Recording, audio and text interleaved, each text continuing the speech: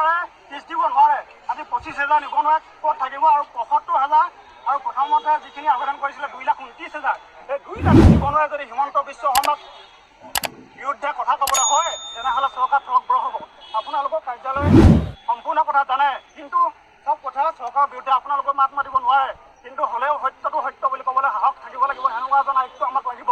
গতিকে আজি নৱনিযুক্ত যিজন আয়ুক্ত আহিছে আমি তেওঁৰ পৰা আশা কৰিছোঁ যে অনতিপলমে ধেমাজি জিলাত যিখন মুখ্যমন্ত্ৰী আত্মনিৰ্ভৰ অসমৰ যিখন লিষ্ট হ'ব সেইখন সম্পূৰ্ণ যোগ্যতা ভিত্তিত হওক আৰু ইয়াত মেৰিট লিষ্ট হওক।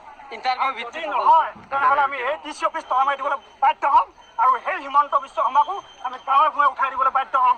আমাৰ চবেই উঠাই দিবলৈ বাধ্য হ'ব নাই? বিজেপি চৰকাৰ মুন্দাবাদ ক'বলৈ সাজু আছে নে? আমি চবেই বিজেপি মুন্দাবাদ ক'ম আৰু সেই বিষয়াসকলে যদি আমাৰ যোগ্য প্ৰাৰ্থীসকলক দিব নোৱাৰে তেতিয়াহ'লে আমি সেই বিষয়াসকলৰ ওপৰত ব্যৱস্থা গ্ৰহণ কৰিবলৈ বাধ্য হ'ম।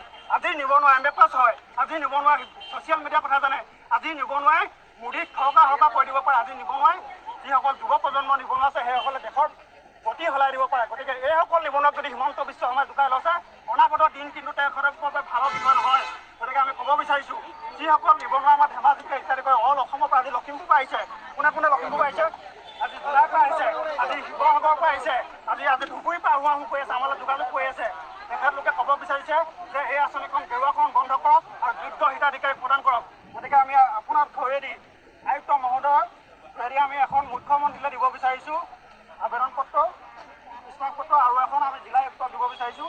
গতিকে আজি বৰষুণৰ বতৰত আমি গোটেই দাবীকেইটা গোটেই স্মাৰক পত্ৰখন পাছ নকৰোঁ, কিন্তু আমি দাবীকেইটা পঢ়ি দিবলৈ সবাই শুনিব ধৈৰ্য সহকাৰে।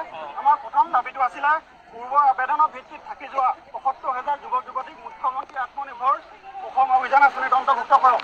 2 নম্বৰ দাবী মুখ্যমন্ত্ৰী আত্মনিৰ্ভৰ অসম আঁচনি গেৰুৱাকৰণ সম্পূৰ্ণৰূপে বন্ধ কৰক।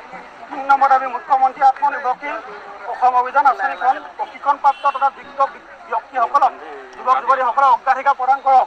4 নম্বৰ আছে মুখ্যমন্ত্ৰী আত্মনিৰ্ভৰ অসম অভিযান আঁচনিখনত অনীতি অনিয়ম বন্ধ কৰক আৰু এই ব্যৱস্থা আপোনালোকৰ জিলা আয়ুক্ত মহোদয়ে ধেমাজি জিলাখনত আৰু মুখ্যমন্ত্ৰী মহোদয়ে যদি অসমত অতি শীঘ্ৰে এই যোগ্যতাৰ ভিত্তিত যদি পৰৱৰ্তী পৰ্যায়ৰ আঁচনি হিতাধিকাৰীসকলক চিলেকশ্যন নকৰে তেতিয়াহ'লে অনাগত ভৱিষ্যত আমি 75,000 যুৱক যুৱতী একেলগ হৈ হিমন্ত বিশ্ব শৰ্মা আৰু সকলো আইন প্ৰশাসন বন্ধ কৰিব দিবলৈ বাধ্য হ'ম বুলি আমি ঘোষণা কৰিছোঁ।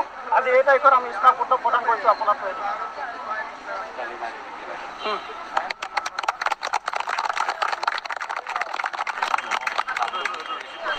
বহুত ভাল কথা কৈছে এই ল'ৰাজনে। তো দেখা পাইছে পুলিচ লৈ আৰু CM AAAৰ যিবিলাক টিম আছে অফিচাৰ আছে সেইসকলৰ ওচৰত ডাইৰেক্ট লিখিত আবেদন দিছে।